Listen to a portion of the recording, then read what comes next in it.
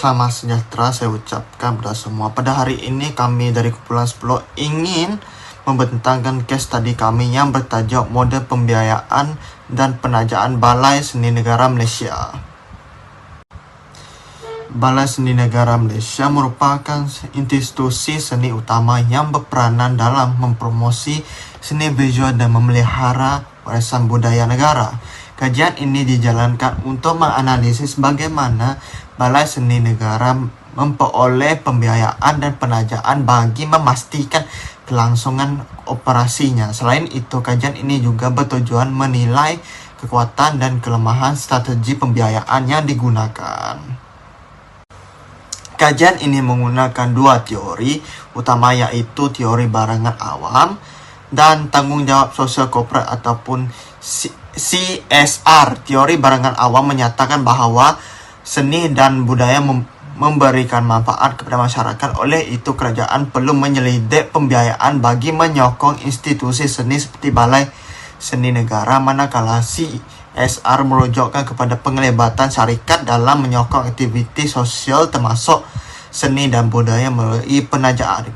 Kedua-dua teori ini penting untuk memahami bagaimana Balai Seni Negara mendapat sumber kewangan daripada kerajaan dan sektor swasta. Assalamualaikum dan salam sejahtera. Saya Arifah Fiza binti Abdul Rashid, memegang nombor matrik 107646, akan membentangkan bahagian latar belakang kajian.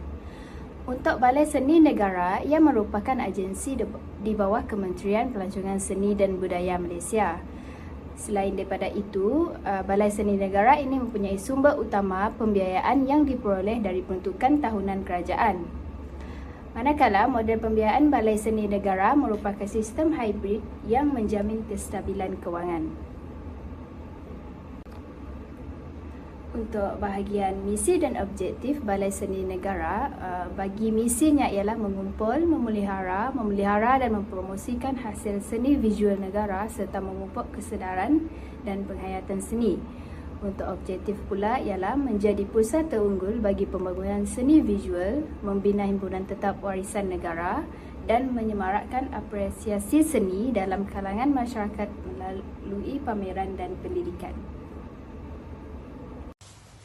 Seterusnya, slide ini menerangkan model pembiayaan dan penajaan Balai Seni Negara Malaysia yang terbahagi kepada 4 sumber utama. Yang pertama, pembiayaan kerajaan melalui Kementerian Pelancongan Seni dan Budaya Malaysia atau MOTEC yang menyalurkan peruntukan tahunan bagi menyokong operasi, program pendidikan dan penyelenggaraan. Ini kerana Balai Seni Negara berfungsi sebagai institusi budaya awam dan bukan berorientasikan keuntungan. Yang kedua pula, penajaan korporat yang melibatkan sokongan kewangan logistik dan promosi. Kerjasama ini bukan sahaja membantu menambahkan dana dalam program seni, malah meningkatkan imej syarikat melalui tanggungjawab sosial korporat. Untuk ketiga pula, pendapatan sendiri seperti sewaan ruang galeri, iuran bengkel, jualan cenderamata dan pameran sementara yang akan membantu mempelbagaikan sumber kewangan. Akhir sekali, sumbangan dan kerjasama strategik daripada individu, artis dan institusi pendidikan termasuklah sumbangan karya seni dan kolaborasi program. Secara keseluruhannya, gabungan keempat-empat sumber ini akan memastikan kelestarian dan perkembangan seni negara. Assalamualaikum dan selamat sejahtera. Saya Jian Zirani binti Selis, memegang nombor matrik 107084. Okey, baiklah, saya akan menerangkan berkenaan penilaian kritikal dari segi kekuatan dan kelemahan strategi pembiayaan dalam Balai Seni Negara. Kekuatan yang pertama ialah berpotensi tinggi untuk mendapatkan sokongan pembiayaan dan penajaan daripada pihak swasta dan kerajaan. Kekuatan yang kedua pula dapat menstabilkan kewangan dan kesinambungan sesuatu proses ataupun operasi seperti pengurusan bajet, pengelolaan kos dan peningkatan kecekapan penggunaan sumber. Dan ketiga pula, mampu meningkatkan daya saing sesebuah organisasi ataupun sesuatu projek. Bagi kelemahan strategi pembiayaan bagi Balai Seni Negara ini pula, kebergantungan yang terlalu tinggi terhadap pihak kerajaan. Kedua pula, kebebasan organisasi yang terhad disebabkan kekangan bajet. Proses untuk mendapatkan pembiayaan terlalu mengambil masa yang lama yang menyebabkan sesuatu projek itu lambat disiapkan. Dan yang ketiga, kelemahan yang ketiga ialah keuangan akan terjejas sekiranya tidak diatur dengan baik. Salam sejahtera, saya Misha Shanira anak Sidmoy, pemegang nombor metrik 104960. Hari ini saya akan membentangkan bahagian analisis strategik dan amalan terbaik.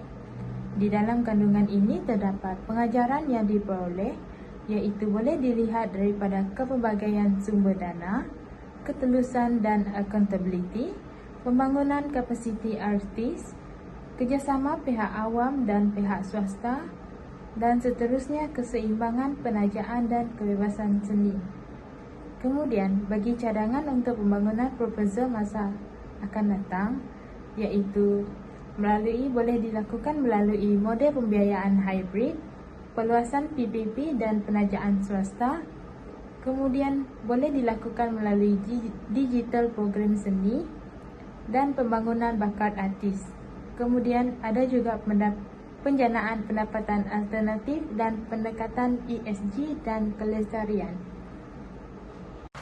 Kesimpulannya, Balai Seni Negara Malaysia menggunakan model pembiayaan yang pelbagai termasuk pembiayaan kerajaan, penajaan korporat dan pendapatan sendiri.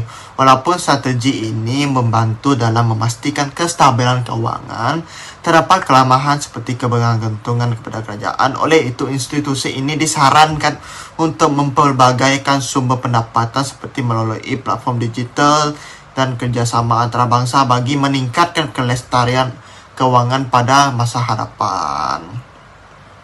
Sekian, terima kasih.